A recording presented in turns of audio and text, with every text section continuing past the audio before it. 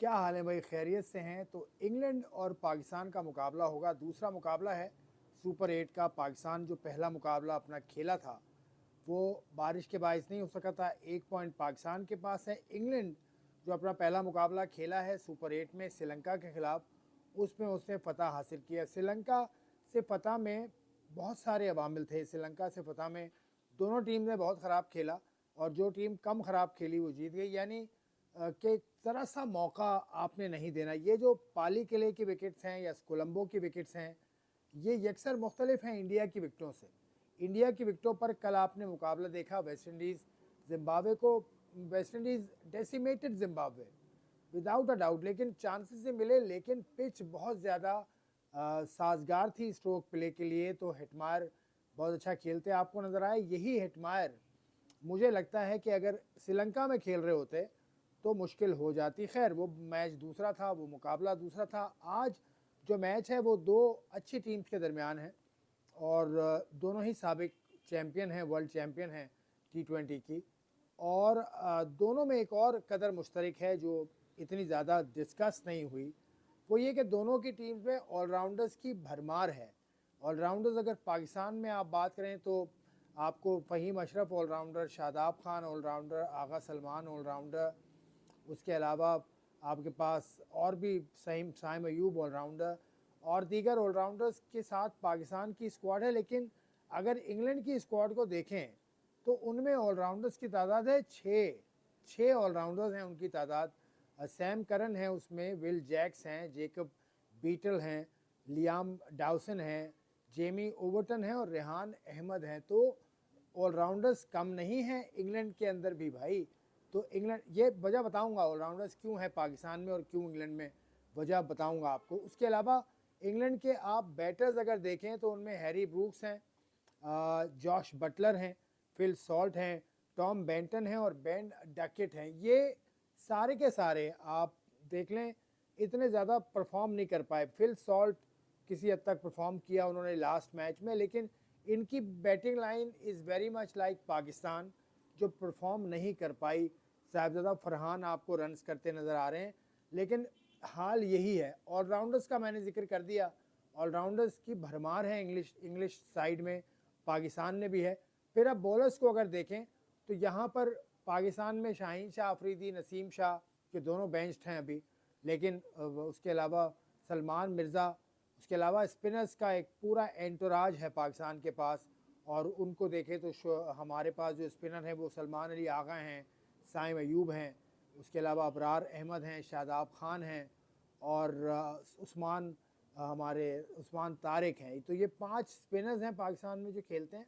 और उसके अलावा फास्ट बॉलर हैं फ़हीम अशरफ और एन द रेस्ट। यहाँ पर जो बॉलर्स हैं वो जोफ्रा आर्चर हैं, उसके अलावा आदिल रशीद हैं, ल्यूक वुड हैं और जॉश टंग हैं। तो इनकी बॉलिंग लाइन ठीक है। इनके पास 3 बॉलर्स एक्सपीरियंस्ड हैं। Jofra Archer in and out होते रहे टीम के साथ, same goes with Shaheen Afridi. उसके अलावा आप Adil Rashid is a quality spinner.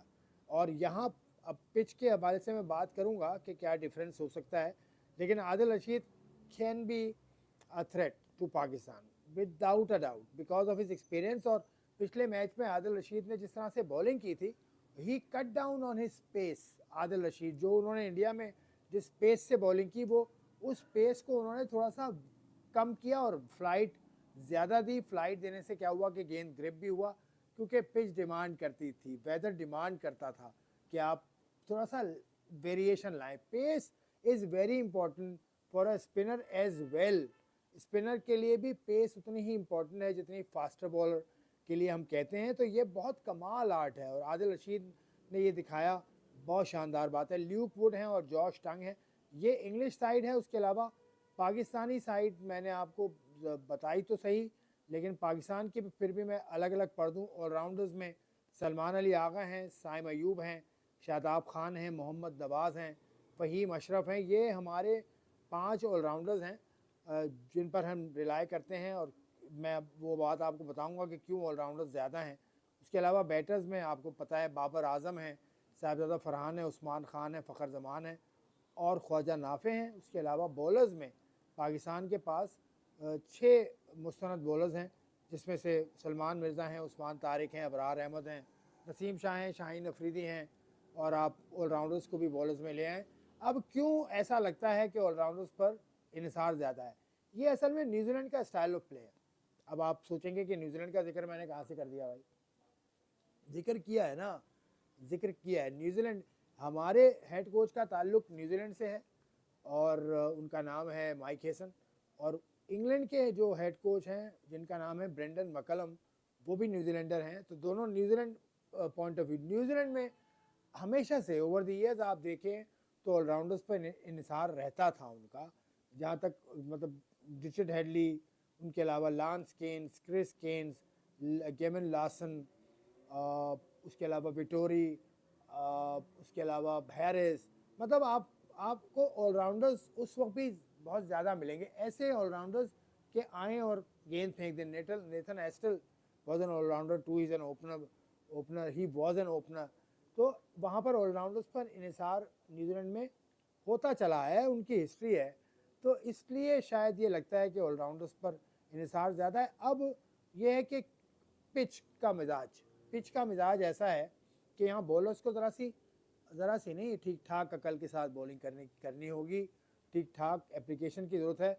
या तो एक्सप्रेस पेस हो आपके पास जोफ्रा आर्चर की तरह, तो फिर तो पेस बॉलर चलेगा, और वो शुरू के चंद ओवर्स में पेस खासी कारआमद साबित होगी यहाँ पर। लेकिन उसके बाद जो मिडिल ओवर है वो उस फेज़ में आपको स्पिनर चाहिए, लेकिन स्मार्ट स्पिनर चाहिए। स्मार्ट कौन होता है स्पिनर? जैसे मैंने पहले कहा कि जैसे आदिल रशीद ने अपनी स्ट्रेटजी में तब्दीली की ना पिछले मुकाबले में, श्रीलंका वाले मैच में। क्यों? क्योंकि श्रीलंका में जो विकेट्स हैं वो डिफरेंट हैं, बिल्कुल मुख्तलिफ हैं जो इंडिया में विकेट्स हैं उनसे। ये बड़ा कंट्रास्टिंग फैक्टर है इस वर्ल्ड कप के अंदर, जिसको अहमियत देना ज़रूरी है। क्योंकि इंडिया में आपने कल मैच देखा ना, कल जिस तरह से हिटमायर ने मारा, भाई हिटमायर बहुत अच्छा खेलते हैं, लेकिन थ्रू द लाइन खेले। वो थ्रू द लाइन आप खेल लें ठीक है, लेकिन आपको इन विकेट्स पर जो पालीकिले की है, कोलंबो की विकेटें हैं, इनके ऊपर you got to be smart enough to operate according to the situation. तो अकॉर्डिंग टू द सिचुएशन खेलने वाले पाकिस्तान के पास भी हैं बैटर। तो इंग्लैंड और पाकिस्तान की जो बैटिंग लाइनअप है उसकी फॉर्म तकरीबन एक जैसी है। बॉलिंग में उनके पास स्पिनर्स के पास एक्सपीरियंस है, एक्सपीरियंस इन टर्म्स ऑफ, मतलब एक तो मैच भी खेल लिया उन्होंने यहाँ पर, दूसरा इस विकेट पर मैच भी खेल लिया, और दूसरा थोड़े से ज़्यादा एक्सपीरियंस है। तो उस्मान तारिक, अबरार, इन दोनों को, शादाब, इनको थोड़ा सा अपने पेस को वेरी करना चाहिए to get maximum out of the pitch. और वेदर कंडीशन के हिसाब से आज बारिश का इम्कान नहीं है जो मैंने पढ़ा। तो इवन स्टीवन है टीम्स दोनों, लेकिन जो टीम भी एप्लीकेशन ठीक तरह से कर पाई ना अपनी, और मिडिल ओवर्स में गेम ज़्यादा होगा, क्योंकि पावर प्ले में दोनों टीम्स ही विकेटें गंवाती आई हैं। तो power play is not that important I think on paper, जो मैं बात कर रहा हूँ मिडिल ओवर्स के अंदर, यानी 7 ओवर से लेके 15-16, 7 ओवर से समझे 15 ओवर्स तक का खेल, ये इंपॉर्टेंट है। तो ये स्पिनर्स का एरिया है, स्पिनर्स में जो अप्लाई करेगा वो जीतेगा। 50-50 मैं कहूँगा। अब देखिए क्या होता है, मैच पूरा नाइट में है, तो होप फॉर द बेटर।